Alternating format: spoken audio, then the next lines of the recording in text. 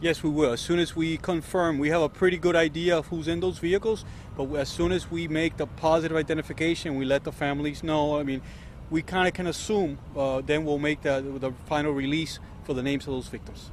How many vehicles are left that did not have victims inside? Off the top of my head, I forget because it's been a long day. I am sorry, man, but there's some vehicles there that are left behind that are halfway stuck, but so. What's the likelihood of any criminal charges?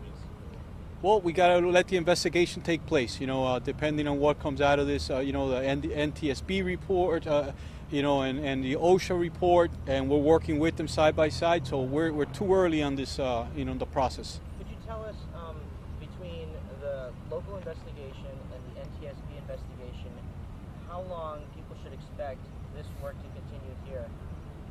On the streets here, we're looking at probably like another week or so here in the street.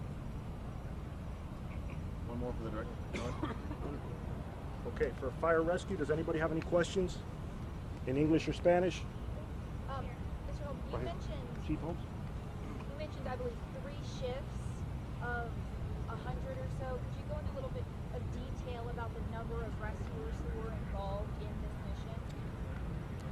Well, the first day, on Thursday, we had over, we counted, it was about 17 units.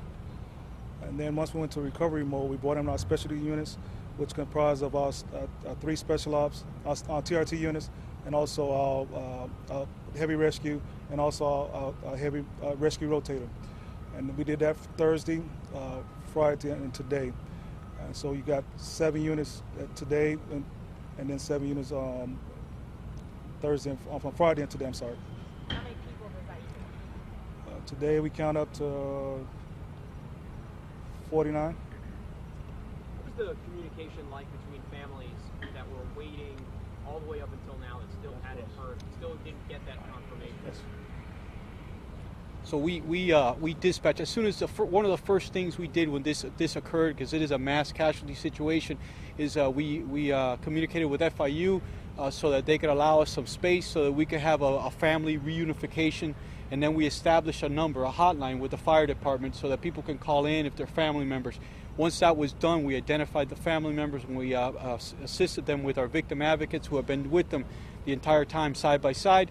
So that's been the process. So we have somebody with them to communicate until the last moment when they are finally confirmed. The individuals, the victims have been confirmed, and then we will continue to follow up with support with our victim advocates and our investigators.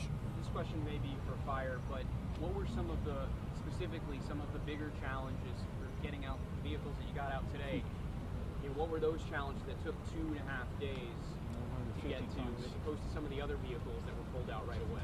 So it was 950 tons, that the biggest challenge. And in that, the concrete, they had the rebars that went inside that we had to definitely cut it, and we was trying to preserve the car as much as possible for police.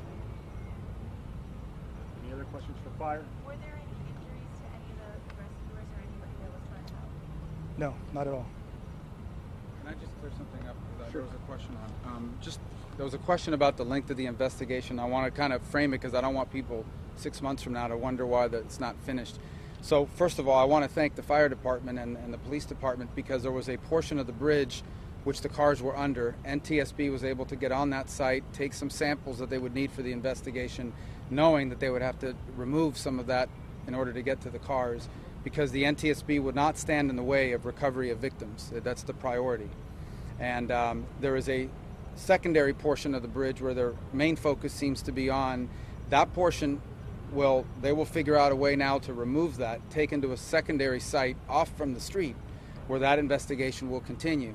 This is an engineering investigation, so they'll have tests done. It'll be pretty laborious, so there may be a preliminary report at some point, but these investigations, I would encourage you to go back and view some of the things they do on airplanes and some of the previous NTSB investigations. They are not 3-month or 4-month processes, but a lot of that work will be done off the site. But again, it would be able to, thanks to the efforts of the local responders here, who, in addition to recovering these victims as fast as they could, were able to do it in a way that preserved evidence long enough so they were able to collect it for further study. Senator, will you be reevaluating that accelerated construction process that was used in this bridge? So I asked a question today of the NTSB, and it was their the accelerated process does not mean faster in the way that somehow you'd cut a corner. It means the ability to assemble pieces on the site as opposed to on the actual project itself. So they're going to look at everything, and obviously if something in that accelerated process is problematic, that's their job to come out and say, this is a problem we identified because of the accelerated provision. But it is not a rare thing. It is done across the country. But we will know the answer to all these questions. Let there be no doubt, they will know why this failed, and they will make sure that that is out there so it never happens again. Senator, there have been statements released today from the Florida Department of Transportation and statements released by Florida International University that have contradicted each other in terms of what was discussed and when it was discussed prior to the collapse. There was conversations about crack, conversations about whether or not there was a safety issue. Could you comment on this back and forth that has occurred? Well, we don't know the facts about that. I can tell you the nature of the project. The nature of the project is traditionally federal transportation funds, dollars, are provided to states. There are local area projects in which a local area, it could be a small municipality, it could be a public university, do not have the in-house capacity to manage a project of a certain magnitude. They are then partnered with an agency that can. In this particular case, these federal funds, $16 million of federal taxpayer money, was assigned to a project in which the federal department, the Florida Department of Transportation stepped into the role as the managing entity for purposes of the funding. Obviously, there's a selection process and the management on a daily basis of the project. Those details will be part of the NTSB investigation, of course, but those details I am not conversant on, and so I would not comment. But I can tell you the nature of the project is it was a local area project that was funded through the FDOT for the FIU program. Thank you. Any questions for Florida Highway Patrol? Okay, this is going to conclude our news brief. Once again, thank you for being here. We are not anticipating having any more from this site. Please follow us on all our social media handles at Miami-Dade PD, and we will also be putting out news releases as they become available. Thank you.